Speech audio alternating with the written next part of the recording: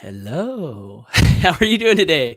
This is Paul Hutchings with the Good Parts, a daily social media show where I go live Monday through Friday, right around 11 a.m. Eastern Standard Time to share one good part from my life and or business in an effort to help you and me create more prosperity, freedom, happiness, abundance, joy, goodness, all the good that life has to offer. And in today's episode, I'm going to be talking about a somewhat controversial topic, and that is posing the question, does God want you and me to be rich or financially prosperous or abundantly wealthy?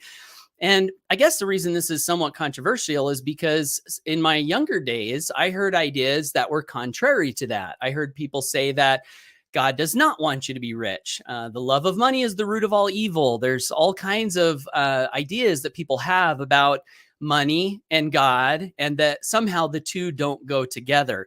Well, if you want to create prosperity in your life and you have some of these inner conflicts inside, you kind of got to figure out what to do with them, right? So, in today's episode, I want to share with you just one thing that I learned as I've been recently studying an ancient old book that I really, really like. And I'm going to pass it along in the hopes that it can be a benefit to you and maybe help you and me feel more excited and in harmony and in alignment with creating as much financial success as we can possibly create. Thank you, Gregory Napier from Ohio, for tuning in today. And Bill Fever, good morning. Thank you for being here today. And look, Bill's already answering the question. He says, good morning, Paul. God wants to bless us. They may not always include money, but it may. All right. Well, thanks for weighing in on that. Gregory Napier says, yes, God is okay with us having wealth. All right. There's Gregory's opinion. What do all you guys think? Like, does God care about us being successful financially? Does he have an opinion on it? Does he want us to be rich? Does he want us to be poor? So far, I'm seeing some comments to the positive. So, one of the things that I often say and teach is you should not talk about religion, or politics. It's like the two taboo subjects are religion and politics to talk about in marketing.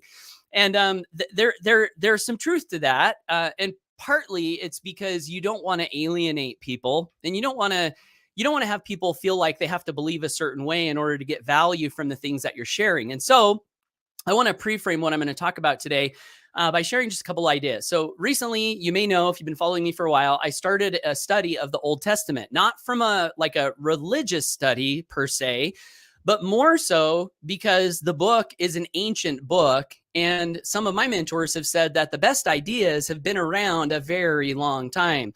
And so my main goal in my current study of this old book, thousands of years old, is to see what personal development lessons I can extract from that. And so I come at this study and this content today, not from a religious standpoint where I'm trying to assert one particular view on God or religiosity, or, I'm not doing that, definitely not doing that. But mainly from just a value standpoint. And also, I heard an author and a speaker one time say that this old book, this Bible, regardless of your thoughts on it, this is a book that has existed for centuries, literally centuries. And the way this speaker phrased it is, he said, a collection of paper that has outlasted buildings and kingdoms and governments and civilizations. Somehow this flimsy set of papers has persisted through time. And so this one speaker was saying there might be something in here that's worth finding. So I'm inspired, to see what I can find. So Gregory says money is mentioned in the Bible. There are roughly 2,000 Bible verses about money. That is good information to know. 2,000 references. And possessions, which means there are way more nuances talked about in the Bible than these 9. So I love that nuance. Intelligence is the ability to make finer distinctions. So I'm going to get to the point. Okay. So I am studying this book, and one of the things that I find fascinating is that in the beginning of the book, the story goes, God speaks to Moses, and what does God tell Moses? Free the people. So, I'm a freedom crusader, so that really resonated with me. I thought that's pretty cool, that this is one of the messages, like free the people. And then as the story goes on, he's kind of going back and forth with Moses, like, overcoming his objections, like doing a sales job on Moses because Moses is like, who am I? Like, I can't do this. I don't know what to say. Who am I going to tell him that sent me? He's got all these concerns, right? Which is sometimes what happens in sales. So God is being the good closer that God is and overcoming the objections and giving Moses the motivation and the inspiration to get out there and get this done. And so anyway, I'm reading through the story and I start to notice there was a particular phrase that kept popping up over and over. And it stood out to me and I started to think about it. And here was the phrase. The phrase was, and also, let me also say, I'm not here to define the word God. I like a quote from an old monk that came to me. This was a very, very old quote, but it said, if you think you've understood God, that ain't God. I like that. And there's another phrase that says to define it is to lose it. Because to define something, we're using words to try to describe something. But the thing we're describing is never expressed fully in the words because the words are just the symbol of the thing we're describing. So, I'm not here to say who God is, what God wants. I think we got to be real careful with those assertions. That being said, I think this is good food for thought. At least it was for me on the topic of wealth creation. And specifically, if you have any sort of feeling inside of you that was planted there at a young age, maybe in a religious setting where you associate the idea of God with poverty, like that it's just good to not have money. God likes that. Like God wants us to be poor. Money is not important. So anyway, the phrase is this, it keeps repeating, and actually, let me grab the exact phrase. Let my people go that they may serve me. So he's telling Moses to go free the people and to say, let my people go that they may serve me. Now, this line specifically is not directly related to money. But the beautiful thing about reading and uncovering ideas and pondering is we get to see if there might be some additional meaning in the things we're reading for us specifically. And so when I read that line, let my people go that they may serve me, I related that to the idea of financial independence. If you are in bondage financially, you're not necessarily free to do whatever it is you want to do. There's a little bit of chain, shackle, some kind of control over you. And so to let my people go, in my mind, that can relate to becoming financially free. Like get financially free, release yourself from the chains, get to a place where you are free to do what? Well, the line said that they may serve me. Now, what does that mean, that they may serve me? I like tying the idea of God in with two other ideas that I think are really closely related, my personal opinion. So the first one is God and good. The only difference between the word God and the word good is one letter. So I like to think that, let Paul go, let free Paul, free the people. Why? That they may serve the good, that they may have more resources to do good in the world, to provide better service, to impact the world in positive ways, helpful ways, ways that are good. So I like that. That's the one idea that I relate to God. And then the other idea that I like to relate to God is literally service to people. In my personal development studies, I've read a lot of books that talk about how, there is an aspect to the idea that we as people are connected to God somehow. We are God somehow. We're part of God somehow. In the Eastern tradition, they use the word namaste, which means the divinity in me salutes and honors and reverences the divinity in you. And so if that idea has merit, then letting the people go that they may serve me could also mean let the people go that they may serve who? Serve other people, to provide good, useful service. And so, going back to the idea, should we have a goal of becoming financially prosperous, financially successful? Is this a worthwhile goal? Well, one reason that resonates really, really deeply with me as to why we might want to do that and why we might want to feel good about setting big financial goals and achieving them and being okay with receiving money as we're providing service to people in the marketplace is that the more wealth we're able to accumulate, the more freedom we're able to have, the more resources we have at our disposal, the better we can do good in the world and also provide great service to other people, which to me, those two ideas are like perfectly logical. Why would I not want to do more good in the world? You know, like one example I talk about all the time, this is just one example. In our company, we donate a portion of all the revenue we bring in to an organization called Feed My Starving Children. We're actually sending off another payment today. I haven't done the calculation, so I don't know what the number is. But so far, we've donated enough to pay for 249,000 days of meals to starving kids in the world. That would not be possible if we weren't out there creating a revenue stream, having products, selling products, collecting income, growing wealth. Now, because all these things are happening, we have the ability to take some of that and help this great good come to pass in the world. The other thing with the serving the people is if you are free with your time, you really can spend your days or invest your days in service, in service to people, in providing great service, helping people become better as you help yourself become better. And I like that. So this was just some food for thought that's been bubbling around in my mind. I like to find all of the good logical reasons as to why I might want to continue to create even more financial success. Because this is one of the things I noticed on my journey to freedom, from living in a trailer house to becoming, retired, relatively financially free in my early 40s, was that it really is an inner game where you have all of these excuses bubbling up, other thoughts bubbling up, other ideas bubbling up, other reasons bubbling up, all kind of coming at you, telling you why you shouldn't go for the goal that you've set, or why you can't do it, or why it's wrong to do it. And so it's kind of a game that you play with yourself where you hear these ideas and then you evaluate them, and you do the best that you can to be in alignment with truth. Like, we don't want to delude ourselves, I don't think.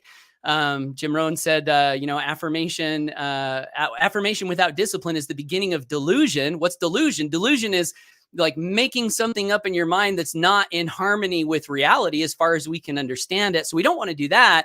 But at the same time, we have to use our minds to seek truth, and then also give ourselves truthful reasons as to why it's a good thing for us to become all that we can become, to generate the most income we can, as long as that income is tied to value to people.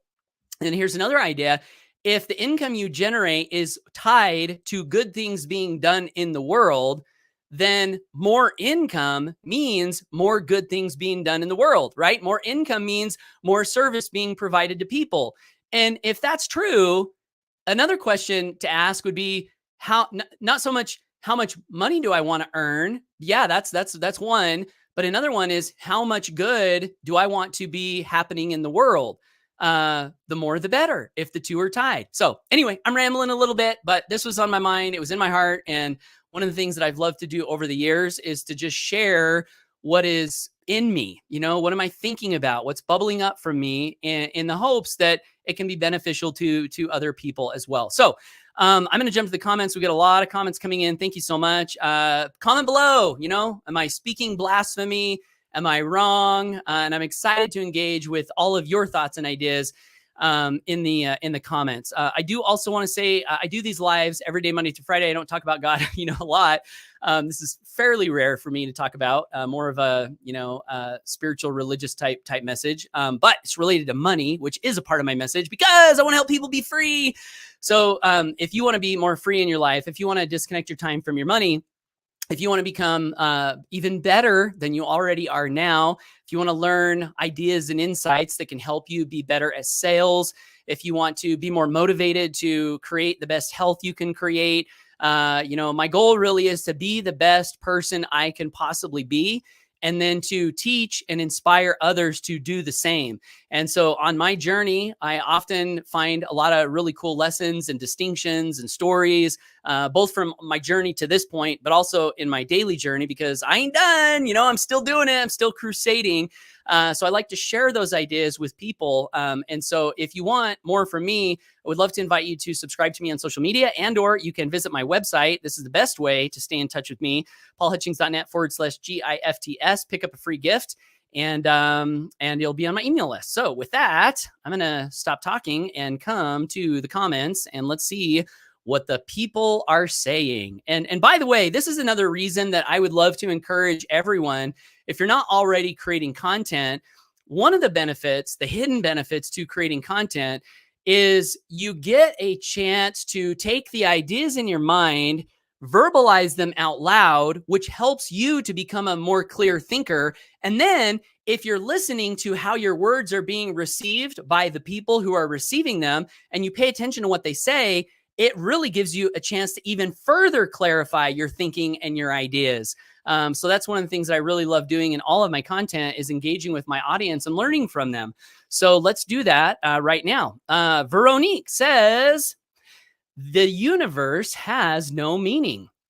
There is no right or wrong. There is no discrimination. So yes, everyone has the right to be rich, and there is more than enough to make the whole world rich. Okay, so this is a great comment. I appreciate it. And I would say this is somewhat of a controversial comment. And this is somewhat of a comment that, that I've thought about and I think is worth thinking about.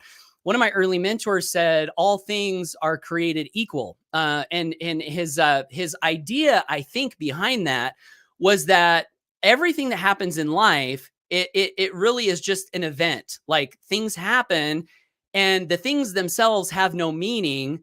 But we as consciousnesses, we bring the meaning to the events that happen. Why is it that someone can experience a tragedy in life and that tragedy can take them down for decades and they just can't get over it? They can't get out of it.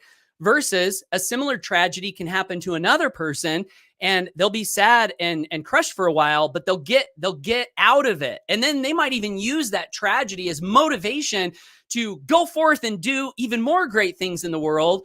What are the differences between those two scenarios? Well, one of them I think you could logically say is the meaning that each different person brought to the event, right? So I think from that standpoint, that you could say, yeah, the universe has no meaning. We bring the meaning to the universe. But here's the thing: if we're bringing meaning to the events, then the universe has meaning because we're bringing meaning to it. And this is just my personal perspective on it, which I don't know everything. I'm just learning on this journey, just with everyone else. I like the idea, personally, that there is meaning to the universe, that there is some sort of order, that there is some sort of purpose. Like, I like the idea that my life has purpose, my life has meaning. And I even like the idea that maybe there's some sort of divine architecture to it all. There was a video that a friend of mine shared the other day with me by Carl Jung, who did a whole bunch of study and research into religions, myths, these stories that have persisted through time. And one of the things Carl Jung was talking about is he shared this quote in this video that said something to the effect of, you reach an age in life where you look back over the events of your life, and it's almost as if there was some sort of divine authorship to it all. Again, these are just ideas. I can't say for sure this is true. I'm just going to say I like that idea and it inspires me. So I choose to believe and be open, be open, but I choose to strive to see that there is meaning there. And also remember that much of the meaning is what I bring to the situation and what I'm open to bringing. So yeah. And then there is no right or wrong. So that's another controversial topic, or statement. And Veronique, I love you. So I'm not disagreeing with you or saying you're wrong. I'm just sharing my perspective on it. So there is no right or wrong. Let's talk about that one for a moment. Human beings, they have tried to make many different things, good and bad, right and wrong, evil or good, all throughout history. And you can pick your flavor, right? Like go to religious sect A, they'll say this list of things are bad and this list of things are good. And then go to another group and they'll have a different list, and another group and they'll have a different list, and another group, they'll have a different list. So what is it? Like, is there really no right or wrong? I've thought about this a lot, over the years, and I know, Veronique, you've thought about it, and hopefully all of us have thought about it. What I've come to personally is that one of the things that I feel really solid in is that doing harm to myself or another person is wrong, and doing good to myself and other people is right.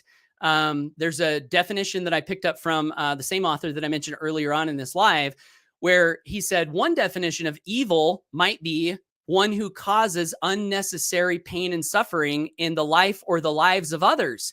And I like that idea, that, like, if I'm going to run around and cause pain and suffering unnecessarily, that might make me not a good person, But on the flip side, if I'm running around doing my best to alleviate unnecessary pain and suffering and try to do good to myself and to people, I like the idea that that maybe puts me in the good category. And also, what are the consequences of concluding that there is no right or wrong at all?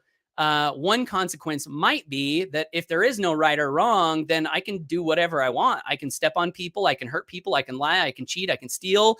Doesn't matter. There's no right or wrong. So my perspective on that would be to, I think we as people in a society, we got to be careful about that.